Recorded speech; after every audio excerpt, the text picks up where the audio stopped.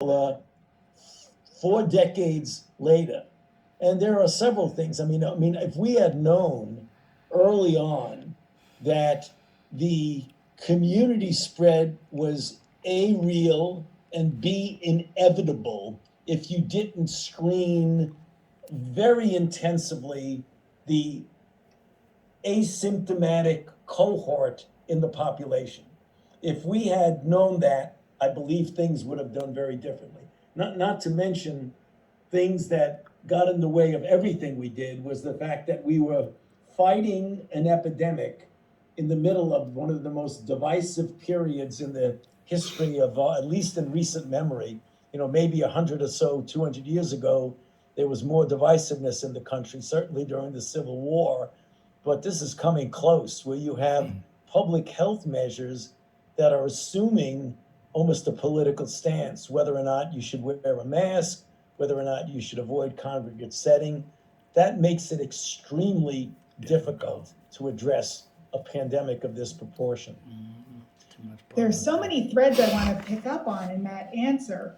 One of the first one maybe I'll turn to is following up on the similarities and differences between this pandemic and the AIDS, HIV epidemic. In each of those cases, the populations who were affected looked very different. We've seen wild disparities in access to healthcare and underlying health conditions, in prevalence of the disease, in access to care conditional on getting the disease across the US and in Chicago with this pandemic. The population hit by AIDS was not representative of the overall US population, especially at first. How does who bears the burden of the disease play out into that landscape of political support or divisiveness and your ability to recommend and have implemented best public health practices? Well, that's an absolutely critical issue that you bring up, Dean Baker.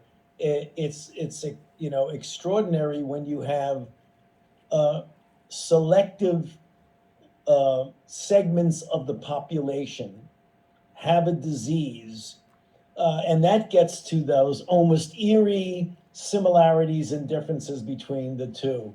And having lived through both, it's something that's in really embedded in my consciousness. So go back a few decades and you have the people who are the ones who are the vulnerable ones to infection are a segment of society that unfortunately had been disenfranchised for so many reasons of stigma. So you have the general population that should have been galvanized from the beginning against this terribly deadly disease, which has already killed about 38 million people worldwide. That early on, at least, there wasn't that overwhelming enthusiasm on the part of the nation to address this. And God bless them, they did so well. The activists shook up the cages here, including me, and got me to be very, very cognizant of what they needed if we were going to address this outbreak in a meaningful way. Now, turn the page over and look at COVID-19.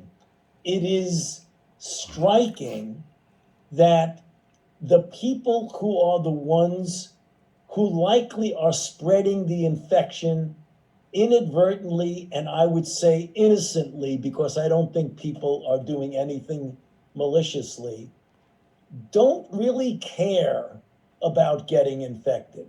It's the pictures of the bars of people falling all over each other, ordering a drink or going in enclosed settings with no masks, or saying, I don't want to abide by public health measures. I want to just go back and live my life, do my thing, do whatever I want to do, because quantitatively and statistically, those aren't the ones that are going into intensive care, dying, and accounting for the 500,000. So you have one segment of the population that's driving an outbreak that's killing another segment of the population. And it isn't there's no guilt there. It just happens to be the way it is because young, healthy people, generally, if you look at the curve of hospitalizations per 100,000, it's totally weighted very heavily to the people who are the elderly. In fact, there's a overwhelming percentage of the deaths are among people who are elderly. And then obviously people who have underlying conditions with a lot of overlap between age and underlying conditions, which is just natural in the human species. Now, obviously, you're going to have some younger people who have the underlying conditions that lead to serious disease and deaths.